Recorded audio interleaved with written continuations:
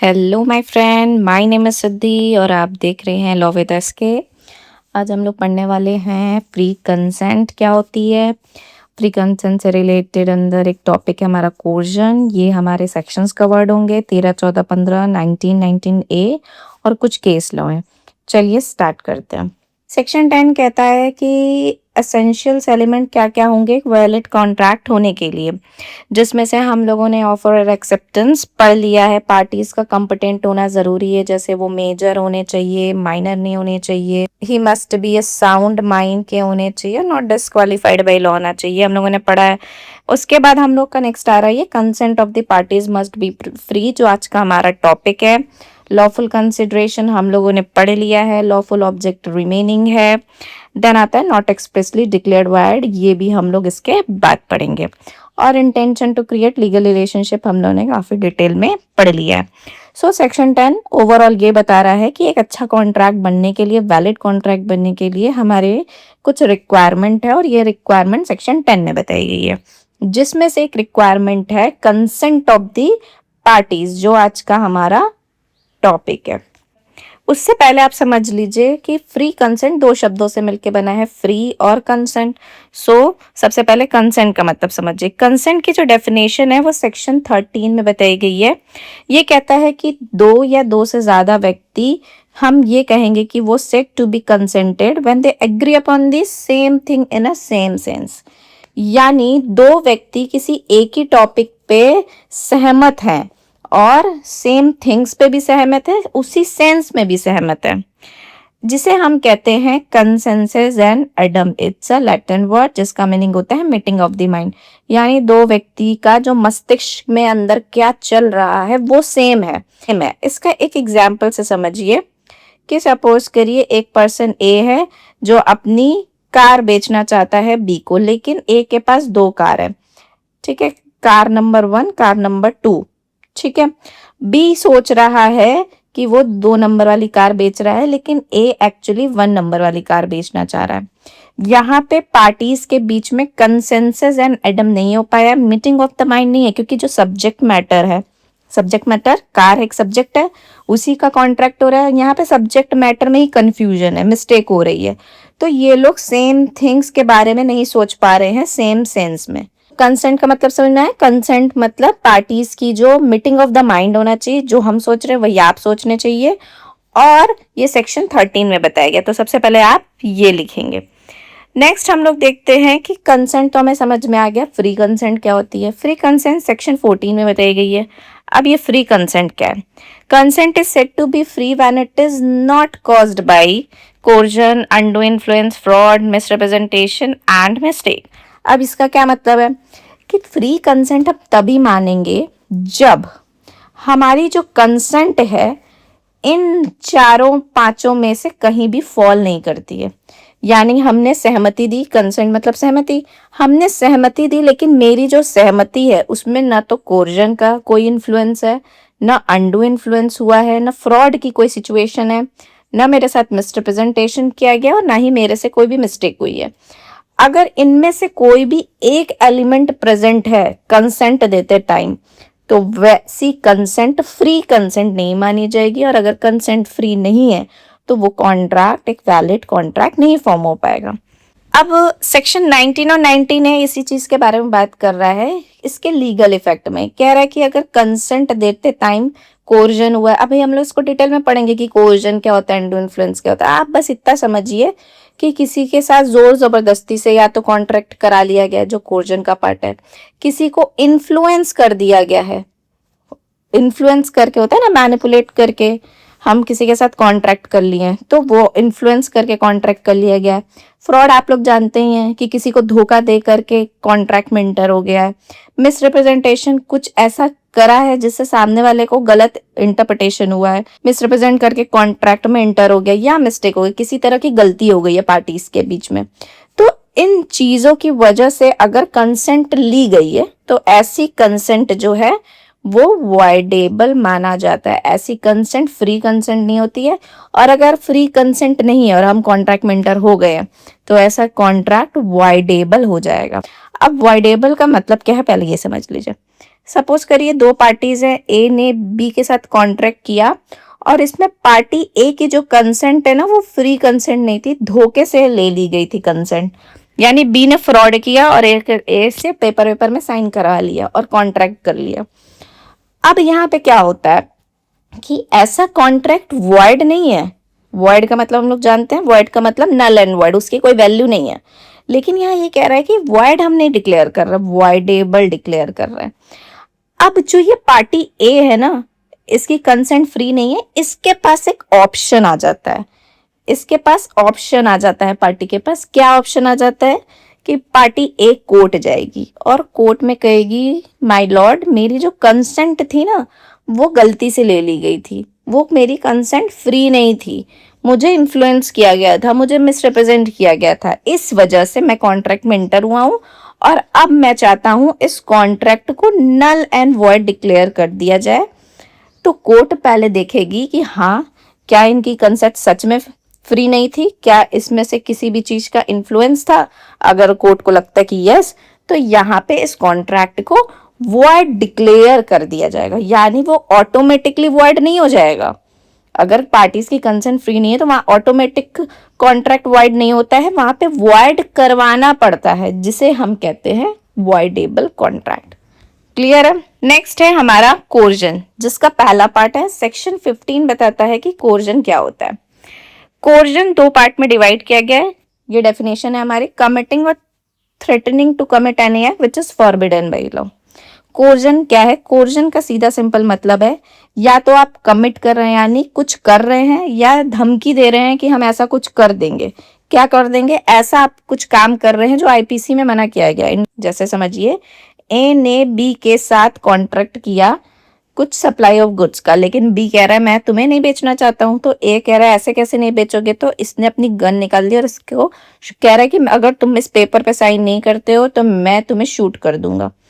तो यहाँ पे क्या है, कुछ कमिट कर रहा है या कह रहा है थ्रेटनिंग टू कमिट, मैं ऐसा कुछ एक्ट कर दूंगा जो फॉरबिडन बाय आईपीसी, यानी मर्डर करना तो आईपीसी में मना है, तो वो मर्डर करने की धमकी दे रहा है।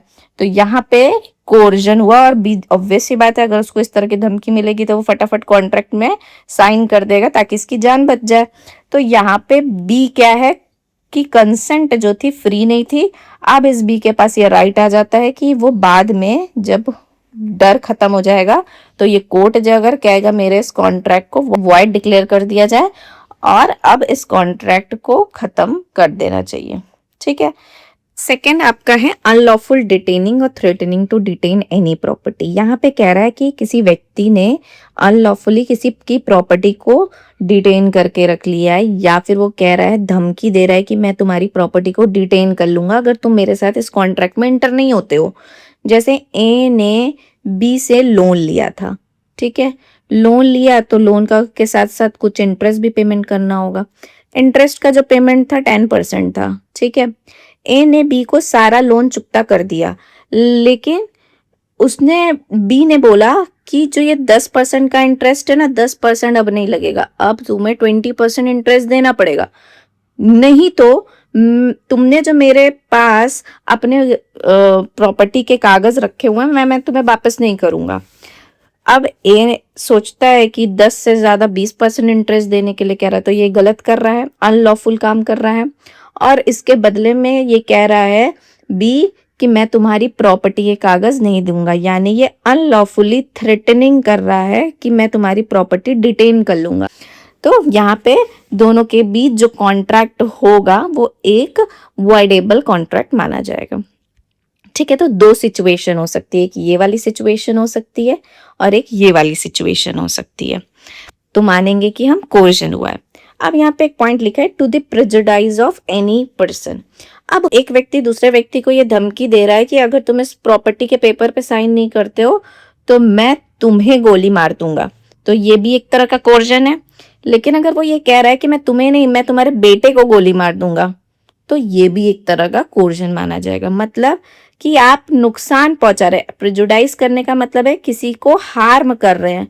अब वो हार्म किसी भी पर्सन को हो सकता है, चाहे वो उसका बेटा हो या कोई रैंडम पर्सन भी हो सोसाइटी का।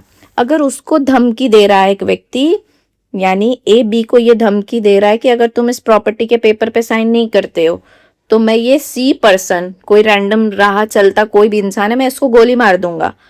अगर इस दबाव में आके ए ने साइन कर दिया है तो ये भी एक तरह का कोर्जन माना जाएगा। तो ये जरूरी नहीं है कि हार्म सिर्फ आपके परिवार वालों को ही पहुंचाया जा रहा है या आपको पहुंचाया जा रहा है, किसी रैंडम पर्सन को भी अगर हार्म पहुंचाया जा रहा है तो वहां पे भी वो दबाव माना जाएगा। तो यही यहाँ पे यही लिखा है, to the prejudice of any person. Clear है? इसके साथ साथ कह रहा है with intention of causing any person to enter into an agreement. यहाँ पे ये कह रहा है कि ये सब परपंच करने का उस व्यक्ति का मकसद क्या है, रीजन क्या है, वो तुम्हें धमकी दे ही क्यों रहा है, कोर्जन का यूज कर क्यों रहा है, क्योंकि वो चाहता है कि वो तुम्हारे साथ कोई अग्रीमेंट कर ले। ठीक है, अगर वो धमकी दे रहा है कि तुम इस पेपर पे साइन करो नहीं तो मैं तुम्हारे बच्चे को मार दूंगा, तो वो अग्रीमेंट पे साइन करने के लिए कह रहा है ना, वो तुम्हारे साथ कुछ कॉन्ट्रैक्ट करना चाहता है। ठीक है, so this is the coercion. एक केस देख लेते हैं, चिकम्मा अमीराजू वर्सेस चिकम्मा शीशम्मा। इसमें क्या होता है, एक हस्बैंड रहता है, वो अपनी वाइफ को धमकी देता है और अपने बेटे को धमकी देता है कि अगर तुम इस पेपर पे साइन नहीं करते हो और ये कॉन्ट्रैक्ट मेरे नाम अगर नहीं करती हो तुम, तो मैं सुसाइड कर लूंगा। अब आपको देखना है क्या ये सुसाइड की धमकी देना कोर्जन माना जाएगा? दैट इज यस, कोर्जन माना जाएगा। क्यों? क्योंकि यहाँ पे उस पर्सन को committing threatening to commit any act forbidden by IPC, IPC में मना किया गया है ना कि आप किसी को सुसाइड करने की धमकी नहीं दे सकते। अगर आप ऐसा करते हैं तो ये एक तरह का फॉरबिडन एक्ट माना जाएगा।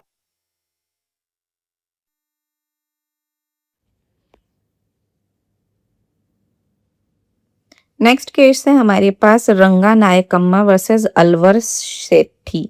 अब इसमें क्या होता है, एक वाइफ होती है, उसके जो हस्बैंड की ना डेथ हो जाती है और डेथ होने के बाद उसका अंतिम संस्कार होता है।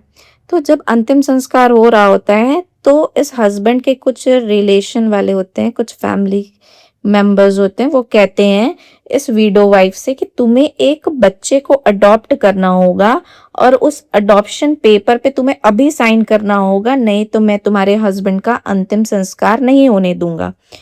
अब यहाँ पे क्या होता है कि जो वाइफ होती है उसको प्रेशर महसूस होता है और वो चूंकि अंतिम संस्कार करना तो सही समय पे जरूरी है ही, तो वाइफ उस पेपर पे साइन कर देती है। बाद में वाइफ कोर्ट जाती है और कहती है कि जो मेरी कंसेंट ली गई थी इस अडॉप्शन पेपर पे साइन करवाने के लिए, वो इन्फ्लुएंस किया गया था मुझे और मुझे कोर्जन हुआ है, इसलिए इस कॉन्ट्रैक्ट को वॉइड डिक्लेयर किया जाए। अब कोर्ट ने क्या कहा, कोर्ट की क्या रीजनिंग थी, पहले कोर्ट को ये डिसाइड करना है कि क्या इसमें कोर्जन है। तो कोर्ट कहती है यस इसमें कोर्जन है, क्योंकि जो हस्बैंड की डेड बॉडी है उसको, उस डेड बॉडी को प्रॉपर्टी डिक्लेयर किया गया, क्योंकि वो एक प्रॉपर्टी होती है ना, प्रॉपर्टी माना गया। और उस प्रॉपर्टी को डिटेन, अनलॉफुल डिटेन करने की धमकी दी गई थी और उस धमकी की वजह से ही उस विडो वाइफ ने उस पेपर पे साइन किया था। So this is a contract of coercion और कोर्ट ने डिक्लेयर किया कि ये एक वैलिड कॉन्ट्रैक्ट नहीं है। नेक्स्ट केस है हमारा अस्करी मिर्जा वर्सेस बीबी जय किशोरी। अब देखिए ये जो अस्करी मिर्जा रहता है ना, वो एक माइनर रहता है और माइनर होने के बाद इसे लोन की ज़रूरत होती है, तो ये बीबी जय किशोरी के पास जाता है और इससे लोन की डिमांड करता है और बदले में अपनी एक प्रॉपर्टी है उसको मॉर्गेज कर देता है, प्रॉपर्टी दे देता है, उसके बदले में लोन ले लेता है। लेकिन बाद में बीबी जय किशोरी को पता चलता है कि ये असगरी मिर्जा जो है ना वो माइनर है और माइनर के साथ कोई भी अगर कॉन्ट्रैक्ट किया जाता है तो वाइड होता है। अब बी ने अस्करी मिर्जा को बोला कि तुमने मेरे साथ फ्रॉड किया है पर तुम मेरे पैसे नहीं लौटाते हो तो मैं तुम्हारे अगेंस्ट सूट फाइल कर दूंगा फॉर फ्रॉड। और बीबी जय किशोरी ये भी कहता है कि तुम मेरे साथ एक न्यू कॉन्ट्रैक्ट बनाओ जिसमें ये मेंशन करो कि मैं तुम्हारे सारे पैसे वापस करूंगा। अब इस धमकी को सुन के असगरी मिर्जा जो रहता है, जो माइनर बच्चा रहता है, उसने कॉन्ट्रैक्ट साइन कर लेता है। बाद में ये कोर्ट के पास जाता है और कहता है कि मुझे ना कोर्जन किया गया है जिसकी वजह से मैं इस कॉन्ट्रैक्ट में इंटर हुआ, इसलिए इस कॉन्ट्रैक्ट को वॉइड डिक्लेयर। सो यहाँ पे कोर्ट ने कहा कि असगरी मिर्जा ने एक्चुअल में फ्रॉड किया था और बीबी जय किशोरी का लीगल राइट बनता है कि वो असगरी मिर्जा के अगेंस्ट फ्रॉड का केस फाइल कर सके। सो आपने राइट को इन्फोर्स कराने की वो धमकी दे रहा था कि मैं तुम्हारे अगेंस्ट सूट फाइल कर दूंगा। तो ये कहीं से भी कोर्जन नहीं है, बिकॉज असगरी मिर्जा ने एक्चुअल में फ्रॉड किया था और बीबी जय किशोरी का राइट है अपने लीगल राइट को एनफोर्स करा सकता है। तो हमारा लेक्चर कंप्लीट होता है। अगर आप लोग को अच्छा लग रहा हो तो लाइक शेयर सब्सक्राइब करिए। और इसके बाद हम लोग सेक्शन 16 पढ़ेंगे, अनडू इन्फ्लुएंस।